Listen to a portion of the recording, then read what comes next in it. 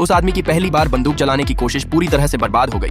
उसने गलती से बंदूक की नली ही उड़ा दी। गोला बारूद भरने की ट्रेनिंग के दौरान उसने वही बंदूक तोड़ दी जिसे अभी कुछ देर पहले चलाया था। यहाँ तक कि आसान सी बेयोनेट ट्रेनिंग में भी वह इतना अनाड़ी साबित हुआ कि उसकी छुरी प्रैक्टिस डमी में फंस गई। जब बेयोनेट चार्ज ड्रिल का समय आया, जहाँ बाकी सभी सैनिक अपनी तलवारें निकालकर आगे बढ़ रहे थे, वहीं वह अपनी छुरी म्यान से ही बाहर नहीं निकाल पाया। कौन सोच सकता था कि यही अनाड़ी सैनिक आगे चलकर युद्ध का हीरो बनेगा। एक दिन असली जंग शुरू हुई और उस आदमी को फ्रंट लाइन पर भेज दिया गया। चारों तरफ धमाके और गोलियों की बारिश के बीच उसे ऐसा लग रहा था जैसे कोई बेबस मेमना मौत के लिए खड़ा। लेकिन कुछ ही देर में उसके साथ ही एक एक करके गिरने लगे और अब उसके पास हिम्मत जुटाकर लड़ने के अलावा कोई रास्ता नहीं बचा था। मगर हैरानी की बात यह थी कि उसके हाथ में पकड़ी हुई छुरी भी बिल्कुल उसी की तरह बेकार साबित हुई। जब लड़ाई खत्म हुई तो उसकी सेना के 80,000 सैनिक मारे जा चुके थे, जबकि दुश्मन के केवल 800 लोग ही मरे थे। फिर भी वह उन कुछ खुशनसीब लोगों में था जो जिंदा बच गए थे। खुद को अगला शिकार बनने से बचाने के लिए उसने वहां से भागने का फैसला किया। वह जाकर एक तोप के अंदर छिप गया, लेकिन बदकिस्मती से नीचे गिर पड़ा। जब उसकी आंख खुली तो उसने देखा कि तोप में आग लग चुकी थी। क्योंकि वह खुद तोप के अंदर था, तोप का संतुलन बिगड़ गया और वह सीधा दुश्मन के कैंप की तरफ दौड़ने लगी। उसी पल उस आदमी ने अनजाने में दुश्मन का पूरा बेस तबाह कर दिया और उनके सभी बड़े अधिकारी मारे गए। आखिरकार फ्रेंच सेना ने हार मान ली